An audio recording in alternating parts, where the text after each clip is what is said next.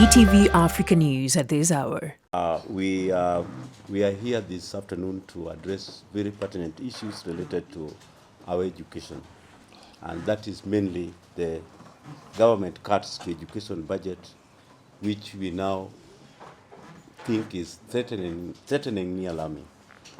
Kuppet is shocked by the government's determination to defund public education.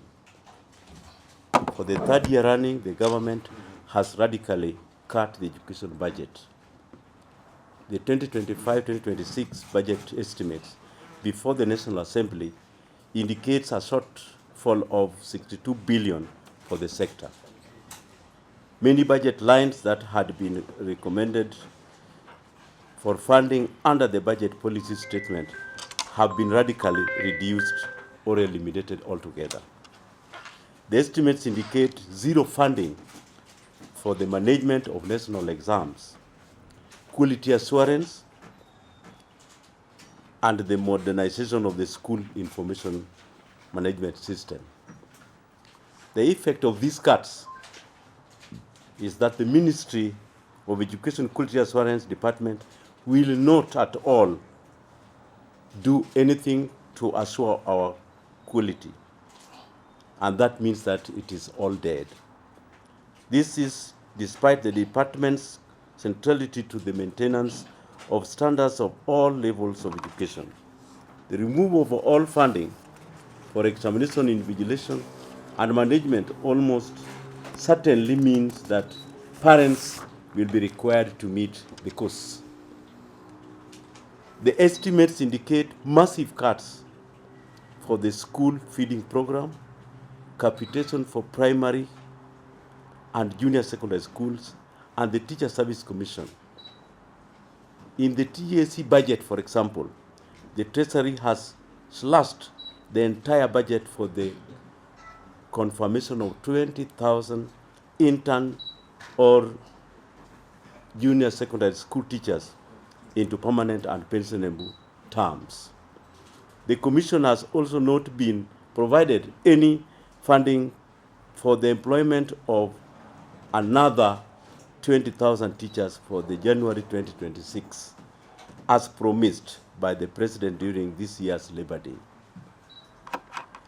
The cuts represent the most ambitious rollback of social spending since independence. Prior cuts included the abolition of funding for EduAfia, medical insurance, university research, and loans programs. Kuppet therefore demands the reinstatement of education funding as contained in the budget policy statement, which in itself was grossly inadequate for the sector's needs. At the same time, Kuppet is alarmed by the contradictory policies by the Ministry of Education for the management of junior schools. The latest such policy, the circular on incorporation of junior school teachers in Kenya Primary School Sports Association leadership, that purports to mainstream junior school teachers within primary school system in terms of activities.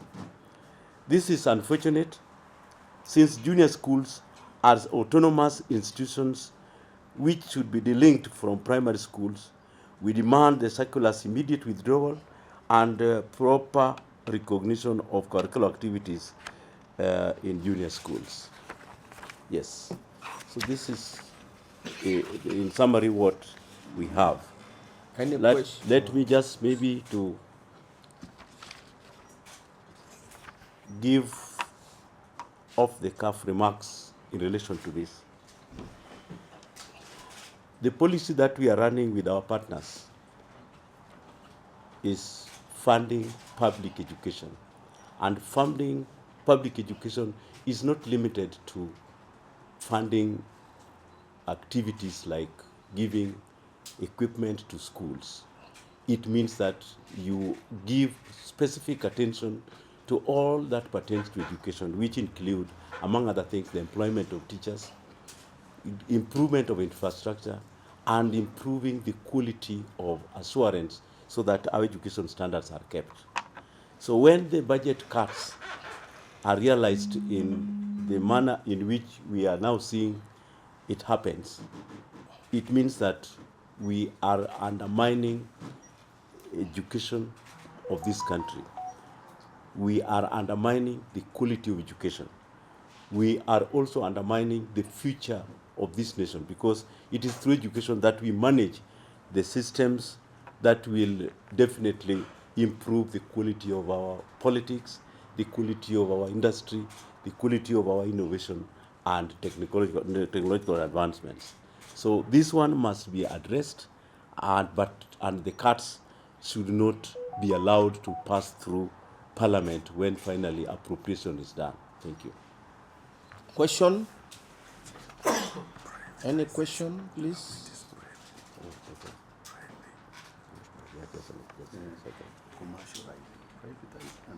Another issue which we want to highlight in this defunding of schools, because Kenyans know the quality that they want their children, the quality of education they want their children to be exposed to. The government intention is therefore moving Kenyans to look for private education. And privatization of education goes against the grain of the right of citizens to quality and affordable education. When feeding program is not given attention, it means that children or learners who come from less privileged families will not go to school. And this one is very dangerous, because we are creating an equal society altogether. So this must stop, and that is the reason for which we are so much alarmed that the government must ensure that this one is restored. We are calling upon Parliament not to accept these cuts in education, because if they do so, it means that every aspect of our quality, every aspect of enjoyment of right is going to be affected. Thank you. Thank you very much. Kuna mtu ako na swali? Yes.